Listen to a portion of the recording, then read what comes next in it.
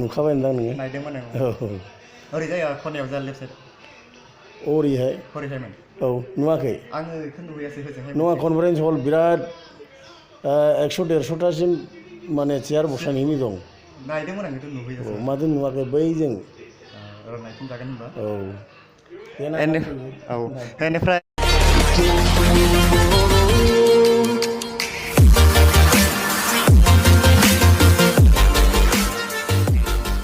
hello guys तो आंनि YouTube चेनेलाव नोंथांमोनखौ बरायबाय नोंथांमोनहा आंनि थाम्बनेल आरो टाइटेलखौ नुनानै मोनथिबाय जानो हागौ आं मायाव दंफैयो तो आं बेयाव दंफैयो दा नोंथांमोनहा नायनो हागोन नैबेयाव भिडिअखौ पस्ट खालामनानै नायनो हागोन औ बिल्डिंआ बेनो दा आं लासै लासै सिङाव हाबलांबाय थागोन भिडिअखौ जोबजासिम नायबाय थानो हागोन नोंथांमोनहा आङो सिङाव लासै लासै बारायलांबाय थानोसै तो बे एपार्टमेन्ट पार्किं लाइन बियो नोंथांमोना जुदि बेयाव फैयो अब्ला पार्किं खालामनो हागोन बेयो पार्किं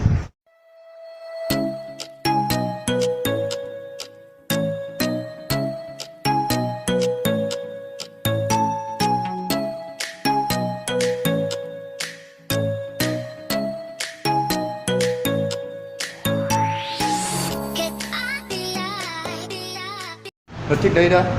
जाय लिफ्ट दङ नोंथाङा जुदि लिफ्टजों थांनो सानो अब्ला लिफ्टजों थांनो हागोन आरो ओरैजाय नायोबा बेयो स्टेप सिरि बेजोंबो थांनो हागोन आं दा बेजों थांनोसै बेजों थांनानै दा गोजौआव आं खैथा रुम दं खैथा मा दं खैथा लाइफोरखौ आं गासिबो नोंथांमोननो देखायजोबगोन नोंथांमोना गासिबो नायजोब भिडिअखौ स्किप खालामालासिनो आं दा सफैबाय दुइटालायाव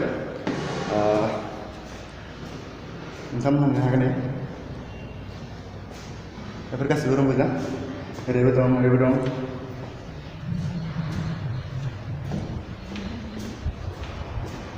आं गासिबो देखायजोबनो नाजागोन नोंथांमोननो बेजाय बेलकनि बानायनानै दोन्दों बे सानो बेलकनि नायनो हागोन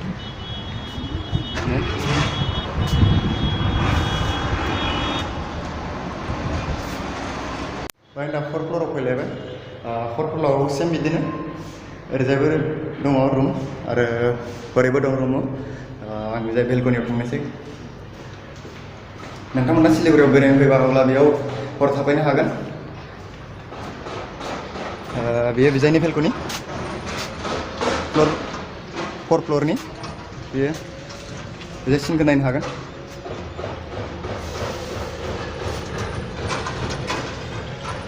बेलकनिया बेनो तो आङो दा रिसेपसनाव थाग्रा आदानाव सोंगोन जे बेयाव खैथा रुम दङ एबा खैथाला बिल्डिं आरो सिलिगुरिनिफ्राय फैबा बबेनिफ्राय फैबा थाब मोनफैयो आरो एड्रेसा मा एड्रेस दं बेफोरखौ गासिबो आरो आं आदानाव सोंजोबगोन गासिबो जितु जोंनि रिसेपसनाव थायो आदा दं बेनाव सोंजोबगोन आं गासिबो तो भिडिअखौ नोंथांमोनहा नायबाय था स्किप खालामालासिनो जोबजासिम आङो दा कनफारेन्स रुमाव हाबफैबाय बेनिफ्राय दा बेयाव नोंथांमोना कनफारेन्स रुमखौ देखायगोन माबोरै तो नोंथांमोना नायनो हागोन नैबेयाव कनफारेन्स तो बेयाव टेबोल दं गावबागाव टेबोल आरो बेफोर स्पिकार लागायनाय दङ बेनिफ्राय ओरै साइडआवबो जिरायग्रा दङ तो गेजेराव बिदिनो गार्डेन सिस्टेम माने मोननैसो मोनब्रै दङ मोनब्रै बिदिनो दंफां लागायनानै दोन्दों फिसा फिसानो साइजनि थाखाय आरो फुल ओरैबो खनायावबो फुल लागायनानै दोन्दों बेनिफ्राय गोजौआव बिदि नुगोन लाइटिं लाइटआ अफसोमोन आं लाइटखौ फैनानै फोजोंफैबाय बेनिफ्राय सारिय'फाले नायनो हागोन नै जेब्ला मिटिं दावथिंफोर जायो तो बेफोराव कनफारेन्स हला बेनो तो बेयावनो फैनानै जिरायनानै मिटिं गिदिर गिदिर खालामो तो गेस्टफोरा बेयावनो फैगोन आरो गिदिर गिदिर बेयावनो स्पिकारफोर लागायनाय दङ सिदा मेल्लायैनो दं आं काउन्टिं खालामलिया तो मथा मथि 20-25तानिसो सिट दङ तो काउन्टिंखौ खालामबाय थाला आङो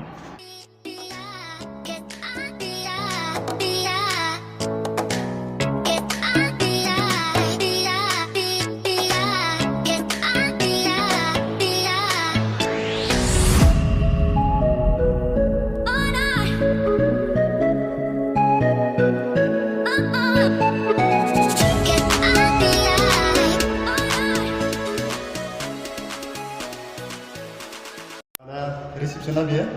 बेयावनो गासिबो इनफरमेसन मोनजोबगोन नोंथांमोना आरो जाय बियो डाइनिं बेयाव किचेन रुमबो थागोन मा ओरैजाय किचेन रुम दङ आरो बे गासिबो डाइनिं टेबोल बेयाव ओंखाम ओंख्रि जाग्रा दरजा दं फ्रिज दं फेन दं आरो ओरैजाय रिसेपसना ओरैजाय आरो बेनोसै सिङाव हाबबोबाय ओमफ्राय रिसेपसनाव फैदों ओमफ्राय दा आदानियाव जों फंनैसो खोथा सोंसै माने बे बिल्डिंनि बिखय माने मोनबेसे रुम दं मोनबेसे बिल्डिं दङ बेखौ जोङो आदानाव सोंगोन थ' फैबाय था थ' आदानाव फार्स्ट कुइसना बेनो जाबाय माने बे बिल्डिंआव खैथा रुम दङ रुमा बिदिनोलाय 18थासिम दङ औ बेवहाय चिफनि दङ मोनसे डिपुटि चिफनि ओमफ्राय मोननै दङ सेक्रेटारि लेभेलनि ओमफ्राय मोननै दङ EM लेभेलफोरनि बाखि 12टा जेनेरेल दङ बेखौ बै जेनेरेलखौहाय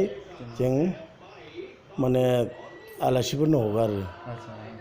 सोरबाफोर EMफोर फैबाय थ' मोननै दंखायो बिसोरनो जास्ट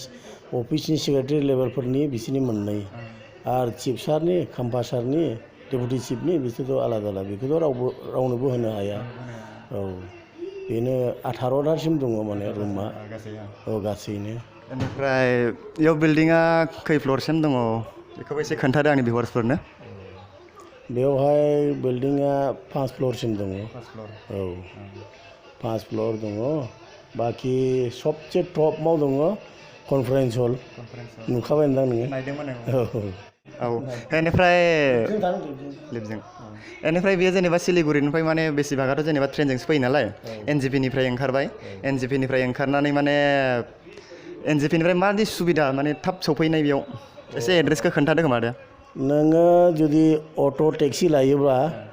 नोङो जेबो बुंनो नाङा सालुग्राबाल' बुंनो नाङा नों सालुग्रा बाइपास माने पाइपलाइन होननानै बुंदेरनोब्ला सिदा अट' टेक्सि बा टेक्सिया सिदा लाबोगोन बेवहाय सालुग्राबान बुंला बै बाजारावसो लाङो बेनिखायनो सालुग्रा बाइपास होनोब्ला सिदा बेयाव लाबोयो अट' टेक्सि वालाफ्रा जे खुनु असुबिदा गैया दाथ' फ्राय बै मा होनो बै गेस्ट हाउसखौ मिथिजोब्बाय हो जेरावबो मा जायगा होननानै बुंब्ला उधर बाइपास रोड बड'लेण्ड गेस्ट हाउसनि जायगा होननानै बुंब्ला चलो चलो हम पता होननानै बिदि बुङो औ दानिया आदानाव आरो फंसेसो सोंबावनोसै आदाया अबेनिबा आरो मा मुं जाखो आदानिया आंनो बिदिनो आं बै बेंगलनिनो औ बै हासिमारा साथालि होननानै बुङो आं बेयाव एमप्लय बेयावनो आं ड्राइभारि खालामो आदानि मुङा आंनि नामा जाबाय पुर्ण चन्द्र मुसाहारि औ थ' आदाया बेयाव बेसे गोबाव जाखो खामानिफोर मावनाया बेवहाय 5 बोसोर जाबाय औ आगोल दिल्लीयावबो नाङो दिल्ली औ दिल्ली दुवारखाव नङा कैलाश कल'नियावहाय औ बेनिफ्राय बेयाव फैनानै दा 5 बोसोर रानिं जाबाय माने जाथारथ'वाखै 5 बोसोर रानिं जाबाय 5 बोसोर औ जासिगोन औ दे होमबा आदानिसिम जोबोद जोबोद साबायखर एसे सोंलुनायाव मोनखानायनि थाखाय थ' दे आदा लोगो मोनफिनगोन जोंबो कार्बि आंलंनि दे गाइस दिनै आं भिडिअखौ बेसेबांनो फोजोबनाय जाबाय बेनिफ्राय भिडिअखौ नायनानै जुदि नोंथांमोना मोजां मोनदों अब्ला लाइक खालाम शेयार खालाम आरो साबस्क्राइब खालामनो दाबाव साबस्क्राइब खालामखांनायनि उनावहाय बेल आइकनखौबो थुनो दाबाव जाहाथे आं जेब्लानो भिडिअ गोदान हगारो अब्ला नोंथांमोननिसिम नटिफिकेसन सहैयो थ' आं बेफोरबायदिनो गोदान गोदान भिडिअ लाबोबाय थागोन आंनि इउटुब चेनेलाव थ' आंनि इउटुब चेनेलखौ नोंथांमोना साबस्क्राइब खालामनानै ला थ' दिनैसिम अब्ला गोजोन्थों